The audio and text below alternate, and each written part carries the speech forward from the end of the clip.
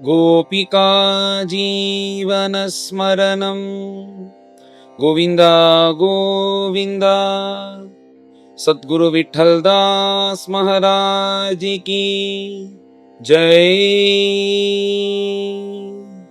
బ్రహ్మనిష్ఠులైన శుకాచార్యులు 6వ మన్వంతరమైన చాక్షుష మన్వంతరంలో భగవంతుడు అమృతవచనం ఇలాంటి విషయాలన్నీ చేసి దేవతాపక్షంగా ఉండి భగవంతుడు ఇలా దేవతల్ని కాపాడారు అని ఆ మన్వంతరం యొక్క కథం చెప్పిన తర్వాత ఇప్పుడు 7వ మన్వంతరమైన ఈ వైవస్వత మన్వంతరాన్ని చెప్పేదానికి ప్రారంభించారు. ఇప్పుడు 7వ మన్వంతరమైన ఈ వైవస్వత మన్వంతరం, దీనికి వైవస్వతం ఎందుకు పేరు అంటే వివస్వాన్ అనే సూర్యుడి యొక్క వివస్వాన్ అని పేరు. ఆ వివస్వాన్ అనే సూర్యుడి యొక్క పుత్రుడైన వైవస్వతుడు, ఆ వైవస్వతులే ఈ మన్వంతరం యొక్క అధిపతి. ఇతనికి శ్రాద్ధదేవుడు అని కూడా ఇంకొక పేరు ఉంది. ఈ శ్రాద్ధదేవుల యొక్క పుత్రుడు ఇక్ష్వాకులు, శర్యాతి, నాభాగులు మొదలైన వారు ఈ శ్రాద్ధదేవుడైన వైవస్వతముని యొక్క పుత్రులు. తర్వాత ఆదిత్యులు, ఋభువులు, వసువులు, అశ్విని కుమారులు మొదలైన వారు ఈ మన్వంతరానికి దేవతలుగా ఉంటున్నారు. తర్వాత పురంధరుడు అనే ఒకడు, అతడు ఈ మన్వంతరానికి ఇంద్రుడుగా అతనికి నియమింపబడ్డాడు. కశ్యపులు, అత్రి, వశిష్ఠులు, విశ్వామిత్రులు, గౌతములు, జమదగ్ని, భరద్వాజులు వీళ్ళందరూ సప్తఋషులుగా ఈ మన్వంతరానికి సప్తఋషులు. ఇవన్నీ చెప్పి తర్వాత ఒక్కొక్క మన్వంతరంలో భగవంతుడు దేవతాపక్షంగా పుట్టి అవతారం చేసి దేవతాపక్షంగా ఉండి వాళ్ళకి జయాన్ని రప్పిస్తారు కదా. అలా ఉండేటప్పుడు ఈ వైవస్వత మన్వంతరంలో భగవంతుడు కశ్యపులకి, అదితికి వామనమూర్తిగా పుట్టి దేవతాపక్షంగా ఉండి అసుల దగ్గర నుంచి కాపాడారు అనేది వామనమూర్తి యొక్క కథ. సాక్షాత్ భగవంతుడే వామనమూర్తిగా అవతారం చేసి ఈ వైవస్వత మనువులో ఇంద్రుడికి సహాయం చేసి ఈ సహాయపరంగా ఉంటూ ఈ వైవస్వత మనంలో భగవంతుడు వామనమూర్తిగా అవతారం చేశారు అని చెప్పి ఈ వైవస్వత మన్వంతరం యొక్క కథను కూడా పూర్తి చేశారు బ్రహ్మనిష్ఠులు. మరి పైన బ్రహ్మనిష్ఠులు ఇంకా దీనితో కాదునైనా ఈ వైవస్వత మన్వంతరం తర్వాత ఇంకా కూడా 7 మన్వంతరములు ఉన్నాయి.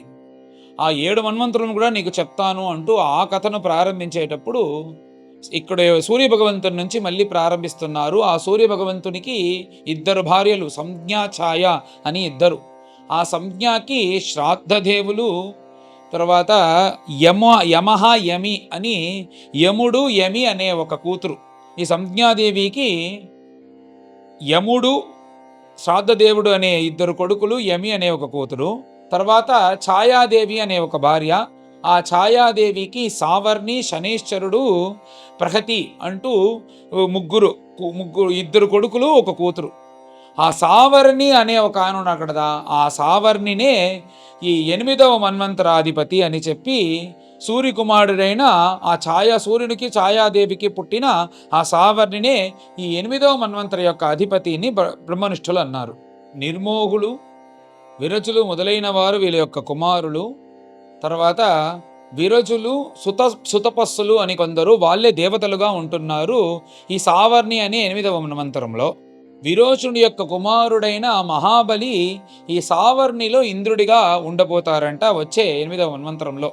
అలా చెప్పి భగవంతుని యొక్క సంకల్పం అంట ఈ 8వ మన్వంతరంలో ఇంద్రుడిగా ఈ మహాబలి ఉండేలాగా. ఎందుకంటే మహాబలి చేసిన దానంతో భగవంతుడు చాలా సంతోషపడి ఇలా నిన్ను ఏమార్చి నీ దగ్గర నుంచి రాజ్యాన్ని స్వీకరించాను, అందుచేత 8వ మన్వంతరంలో నువ్వే ఇంద్రుడిగా ఉండబోతావు, నీకు నేను సహాయం చేసేదానికి పుట్టి నీ పక్షంగా ఉండి అసురులతో యుద్ధం చేసి నిన్ను గెలిపించాలి, అప్పుడే నేను ఈ జన్మలో నీకు చేసిన ఈ విషయాలన్నీ నేను ఆ జన్మలో వచ్చి తీర్చుకుంటాను అని చెప్పి, అంతేకాకుండా భగవంతుడు మహాబలికి కింద సుతల లోకంలో వైకుంఠ సదృశమైన ఒక అంతఃపురాన్ని నిర్మాణం చేసి దానికి బయట సాక్షాత్ భగవంతులే కాపులా కాస్తున్నారంట ఆ మహాబలి కోసం. అంత భక్తవత్సలుడు.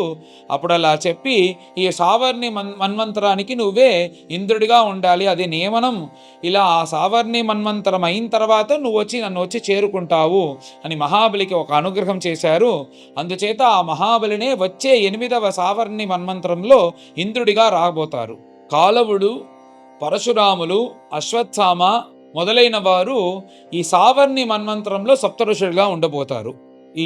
ఈ సావర్ణి మన్వంతరంలో దేవగుఖ్యం సరస్వతి అనే దివ్య దంపతులకు సాక్షాత్ భగవంతుడే వైకుంఠవాసిగా సార్వభౌముడు అనే పేరుతో అవతారం చేయబోతారు.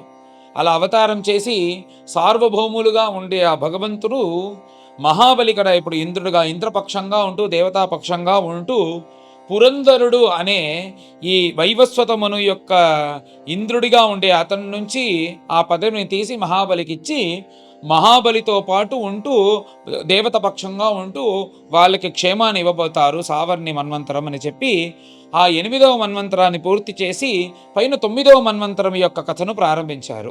ఈ 9వ మన్వంతరానికి అధిపతి ఎవరంటే వరుణుని కుమారుడైన దక్ష సావర్ణి అని పేరు. అతనే ఈ మన్వంతరాధిపతి. దీప్తకేతు రశ్మికేతు అనే కొంతమంది పుత్రులు ఈ దక్ష సావర్ణి యొక్క కుమారులు. మరీచి యొక్క కొడుకులు, మరీచి యొక్క వంశంలో వచ్చిన వారు పారులు అనే పేరు. వారు ఈ మన్వంతరానికి దేవతలుగా ఉండబోతారు. అద్భుతుడు అనే ఒకతను అతడు ఇంద్రుడిగా మారబోతారు. ద్యుతిమంతులు అనే కొంతమంది వాళ్ళు సప్త ఋషిలాగా ఉండబోతారు.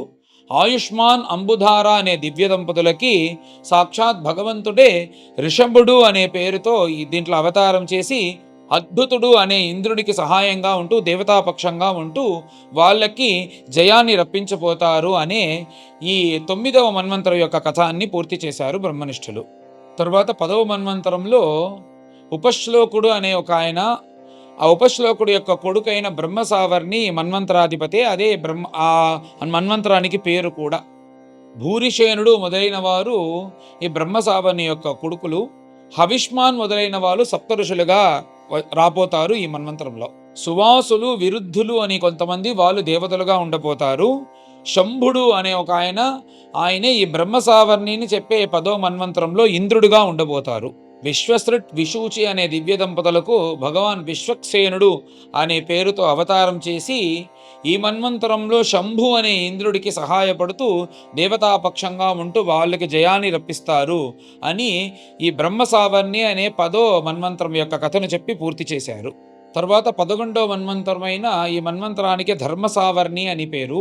సత్యుడు ధర్ములు మొదలైన వారు 10 కొడుకులు ఇతనికి కొడుకులుగా పుట్టబోతారు. విహంగములు కామగములు అని కొందరు వాళ్ళు దేవతలుగా ఉండబోతారు. వైధృతుడు అనే అతడు ఈ మన్వంతరంలో ఇంద్రుడుగా ఉండబోతారు. వరుణుడు మొదలైన వాళ్ళు ఈ మన్వంతరానికి సప్త ఋషులు. ఆర్యకుడు వైధృత అనే దివ్య దంపతులకు భగవంతుడే ధర్మసేతు అనే పేరుతో అవతారం చేసి ఈ 11వ మన్వంతరంలో వైధృతుడైన ఇంద్రుడికి సహాయపడుతూ దేవతాపక్షంగా ఉండి వీళ్ళని రక్షించబోతారు అని ఈ 11వ మన్వంతరం యొక్క కథను చెప్పి పూర్తి చేశారు. ఈ 12వ మన్వంతరైన ఈ మన్వంతరానికి రుద్రసావర్ణి అని పేరు. తర్వాత దేవవాన్ ఉపదేవన్ దేవశ్రేష్ఠులు అనేవారు వీరి యొక్క కుమారుడు. హరితులు మొదలైన వారు దేవతలుగా ఉండబోతారు. ఋతధాముడు అనే అతను ఈ మన్వంతరంలో రుద్రసావర్ణి అనే 12వ మన్వంతరంలో ఇంద్రుడిగా ఉండబోతారు. తపస్వి తపలు మొదలైన వారు సప్త ఋషులుగా ఉండబోతారు. సత్యసహసూనుర అనే దివ్య దంపతులకు సాక్షాత్ భగవంతుడే స్వధామ అనే పేరుతో అవతారం చేసి ఋతధామ అనే ఇంద్రుడికి సహాయపడుతూ దేవతాపక్షంగా ఉంటూ ఈ 12వ మన్వంతరంలో ఉంటూ భగవంతుడు దేవతాపక్షంగా ఉంటున్నారు అని చెప్పి ఈ 12వ మన్వంతరం యొక్క కథను పూర్తి చేశారు బ్రహ్మనిష్ఠులు. 13వ మన్వంతరమైన ఈ మన్వంతరానికి దేవసావర్ణి అని పేరు. చిత్రసేనన్ విచిత్రుడు మొదలైన వారు వీళ్ళకి కొడుకులుగా ఉండబోతారు, పుత్రులుగా ఉండబోతారు. విహంగములు అని కొంతమంది వాళ్ళే దేవతలుగా ఉండబోతారు. దివస్పతి అనే అతను ఇంద్రుడిగా ఉండబోతారు. నిర్మోహుడు తర్వాత తత్వదర్శుడు అని కొంతమంది ఈ గోష్ఠిలో వాళ్ళలో 7 మందుల్ని ఇలా సెలెక్ట్ చేసి వాళ్ళు సప్త ఋషులుగా ఉండబోతారు ఈ 13వ మన్వంతరంలో దేవసావర్ణి మన్వంతరంలో. దేవహోత్రుడు బృహతి అనే దంపతులకు సాక్షాత్ భగవంతుడే యోగేశ్వరుడు అనే పేరుతో అవతారం చేసి ఈ మన్వంతరాధిపతి సహాయపడుతూ ఈ 13వ మన్వంతరంలో దేవతాపక్షంగా ఉంటూ వాళ్ళని కాపాడారు అని ఈ కథ 13వ మన్వంతరం యొక్క కథను చెప్పి పూర్తి చేశారు. తర్వాత 14వ మన్వంతరమైన ఇంద్రసావర్ణి అని పేరు. అతనే మన్వంతరాధిపతి. ఉరుబుద్ధి దేవబుద్ధి అని మొదలైన వీళ్ళు వచ్చి వాళ్ళ యొక్క కుమారులు.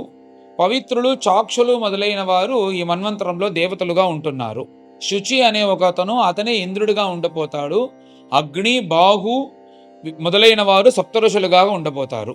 సత్రాయనుడు, విధాన అనే దివ్య దంపతులకి సాక్షాత్ భగవంతుడే బృహద్భాను అనే పేరుతో అవతారం చేసి ఈ మన్వంతరంలో ఇంద్రునికి సహాయం చేస్తూ దేవతాపక్షంగా ఉంటూ వీళ్ళని కాపాడుతున్నారు అంటూ బ్రహ్మనిష్ఠులు 14 మన్వంతరం దాకా కథలన్నీ చెప్పి ముగించారంట ఆ పరీక్షిత్ కోసం.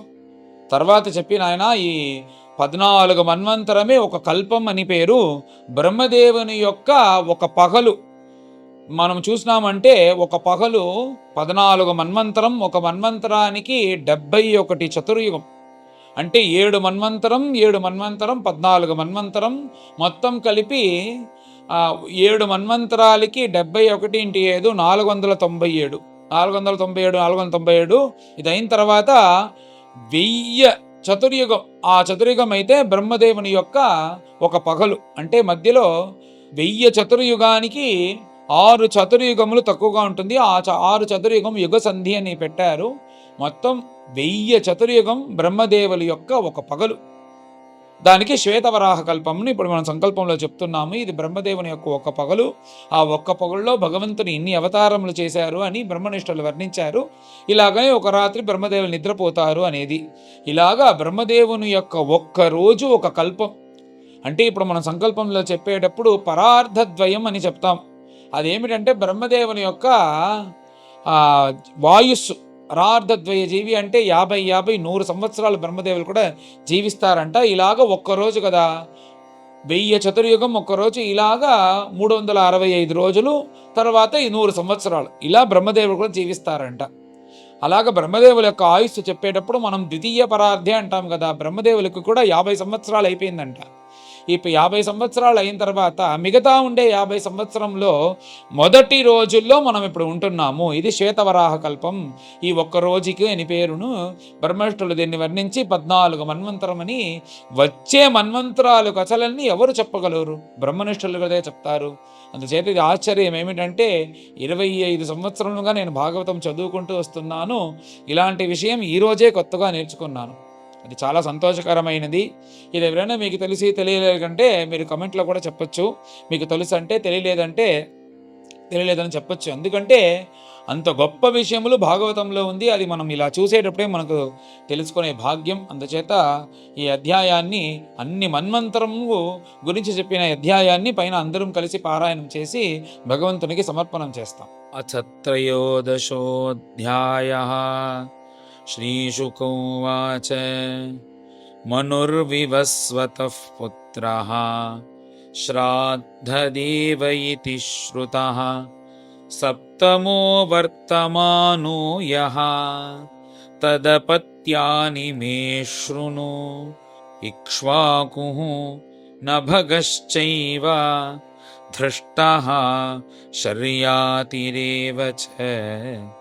నరిష్యంతోథ నాభాగః సప్తమోదిష్ట ఉచ్యతే. కరుషశ్చ పృషధ్రశ్చ దశమో వసుమాన్ స్మృతః. మనోః వైవస్య తస్యైతే దశపుత్రాః పరం తపా.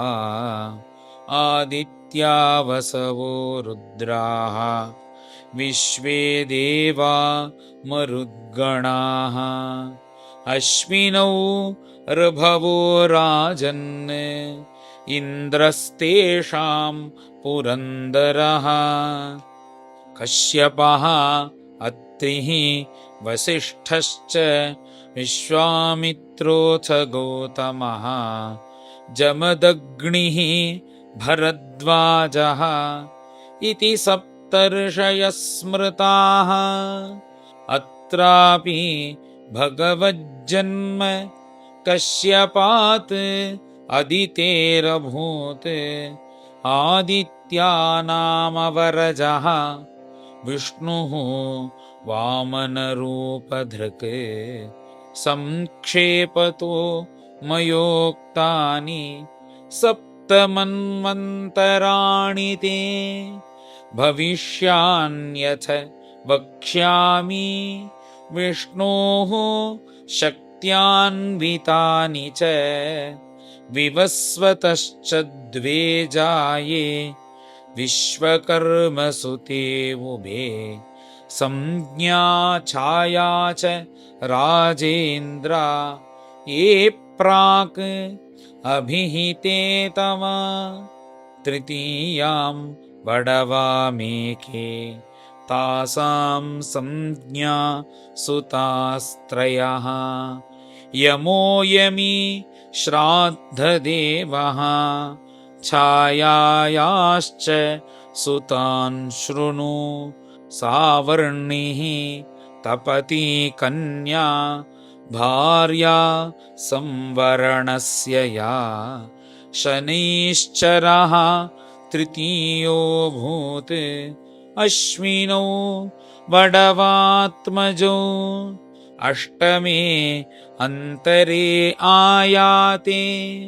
सावर्णिः भविता मनुः निर्मोकविरचस्काद्याः सावर्णितनया नृपा तत्र देवाः सुतपसः विरजा अमृतप्रभाः तेषां विरोचनसुतः बलिरिन्द्रो भविष्यति दत्वेमां याचमानाय विष्णवे यः पदत्रयं राद्धम् इन्द्रपदं हित्वा ततः सिद्धिम् अवाप्स्यति योऽसौ भगवता बद्धः प्रीतेन सुतले पुनः निवेशितो अधिके स्वर्गात् अधुना आस्ते स्वराडिव बालवो दीप्तिमान् रामः द्रोणपुत्रः कृपस्तथा ऋष्यशृङ्गः पिता अस्माकं भगवान् बादरायणः इमे सप्तर्षयस्तत्र भविष्यन्ति स्वयोगतः इदानीम् आसते राजन् स्वे स्वाश्रममण्डले देवगुह्यात् सरस्वत्यां सार्वभौम इति प्रभुः स्थानं पुरन्दरात् धृत्वा बलये दास्यतीश्वरः नवमो दक्षसावर्णिः मनुः वरुणसम्भवः भूतकेतुः दीप्तकेतुः इत्याद्याः तत्सुता नृप पारामरीचि गर्भाद्याः देवा इन्द्रो अद्भुतस्मृतः द्युतिमत् प्रमुखास्तत्र भविष्यन्ति ऋषयस्ततः आयुष्मतः अम्बुधारायां ऋषभो भगवत्कला भविता येन सम्राद्धां त्रिलोकीं भोक्ष्यतेऽद्भुतः दशमो ब्रह्मसावर्णिः उपश्लोकसुतो महान् तत्सुता भूरिषेणाद्याः हविष्मत् प्रमुखाद्विजाः हविष्मान् सुकृतिः सत्याः जयो मूर्तिः तदा द्विजाः सुवासनविरुद्धाद्याः देवाशम्भुः सुरेश्वरः विश्वक्सेनः विशोच्यां तु शम्भोः सख्यं करिष्यति जातः स्वांशेन भगवान् गृहे विश्वसृजो विभुः मनुर्वै धर्मसावर्णिः एकादशम आत्मवान् अनागताः तत्सुताश्च सत्यधर्मादयो दश विहङ्गमाः कामगमाः निर्वाणरुचयः सुराः इन्द्रश्च वैधृतः तेषां ऋषयश्च अरुणादयः आर्यकस्य सुतस्तत्र धर्मसेतुरिति स्मृतः वैधृतायां हरेरंशः त्रिलोकीं धारयिष्यति भविता रुद्रसावर्णी राजन् द्वादशमो मनुः देववान् उपदेवश्च देवश्रेष्ठादयः सुताः रतधामा च तत्रेन्द्रो देवाश्च हरितादयः ऋषयश्च तपोमूर्तिः तपस्वी आग्निध्रकादयः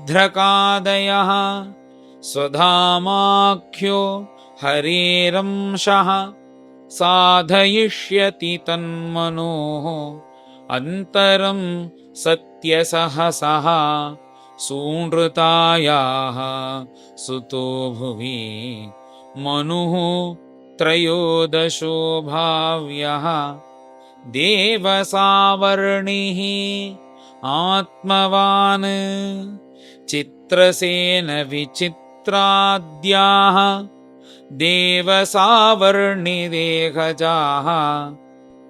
देवाः सुकर्मसुत्रामः संज्ञा इन्द्रो दिवस्पतिः निर्मोक तत्त्वदर्शाद्याः भविष्यन्ति ऋषयस्तदा देवहोत्रस्य तनयः उपहर्ता दिवस्पतेः योगेश्वरो हरेरंशः बृहत्यां सम्भविष्यति मनुर्वा इन्द्रसावर्णिः चतुर्दशमयेष्यति उरुगम्भीरबुद्ध्याद्याः इन्द्रसावर्णिवीर्यजाः पवित्राश्चाक्षुषा देवाः शुचिः इन्द्रो भविष्यति अग्निर्बाहुः शुचिः शुद्धः मागधाद्याः तपस्विनः सत्रायणस्य तनयः बृहद्भानुस्तदा हरिः वितानायां महाराज क्रियातन्तून्वितायिता राजंश्चतुर्दशैतानि त्रिकालानुगतानि ते प्रोक्तान्येभिः मितः कल्पः युगसाहस्रपर्ययः श्रीहरये नमः श्रीहरये नमः इति श्रीमद्भागवते महापुराणे पारमहंस्यां संहितायाम् अष्टमस्कन्धे मन्वन्तराणुवर्णनं नाम त्रयोदशोऽध्यायः। गोपिका जीवनस्मरणं गोविन्द गोविन्द। सद्गुरु विठ्ठल दास महाराज की जय।